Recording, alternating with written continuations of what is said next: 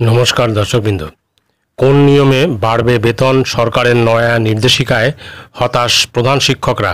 সাম্প্রতিক প্রকাশিত এই প্রতিবেদনটি আমরা বিস্তারিত জেনে নেব।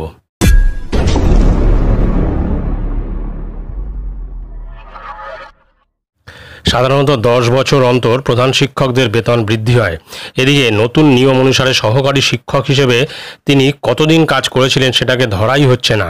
এতে অনেকেই আর বাড়তি আর্থিক লাভের আশায় প্রধান শিক্ষকের চেয়ারে বসতে চাইবেন না, কারণ আর্থিক সুবিধা না থাকায় বাড়তি ঝামেলা নিতে চাইবেন না অনেকেই। প্রধান শিক্ষকের বেতন কি বাড়বে? এই প্রশ্নটা গত কয়েকদিন ধরেই উঠছিল। তবে এই নিয়ে সরকারি নয়া নির্দেশে হতাশ প্রধান শিক্ষকদের অনেকেই। তাদের অভিযোগ, নতুন নির্দেশ সহকারী শিক্ষক থেকে প্রধান শিক্ষক হওয়ার সময় যে বেতন বৃদ্ধির কথা বলা হয়েছিল তা পুরোপুরি বন্ধ করে দেওয়া হয়েছে। এর জেরে বিপুল সংখ্যক প্রধান শিক্ষক সমস্যায় পড়বেন। বঙ্গীয় শিক্ষক এবং শিক্ষাকর্মী সমিতির নেতা স্বপন মণ্ডলের দাবি, বর্তমানে প্রধান শিক্ষকের কাজের প্রচুর চাপ। সেক্ষেত্রে তাদের আর্থিক সুবিধা না দিলে বহু যোগ্য সহকারী শিক্ষক প্রধান শিক্ষক হতে চাইবেন না। উচ্চ মাধ্যমিক স্কুলের প্রধান শিক্ষকদেরও আলাদা অতিরিক্ত ইনক্রিমেন্ট দেওয়ার প্রয়োজন রয়েছে। সরকার বিষয়টি মানবিক দিক থেকে দেখুক।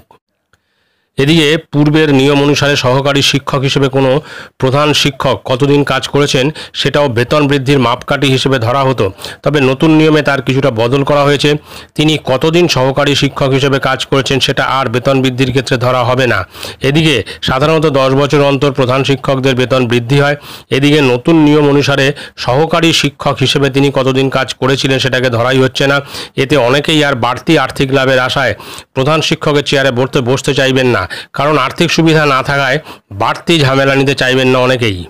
সুতরাং বোঝা যাচ্ছে যে প্রধান শিক্ষকদের একটা অতিরিক্ত ইনক্রিমেন্ট, অর্থাৎ জবে থেকে তিনি এই জব করছেন সেখান থেকে ধরে 10 বছর ক্রস করলে তবে একটা ইনক্রিমেন্ট অতিরিক্ত হয়, সেইটা কিন্তু এখন দেওয়া হচ্ছে না।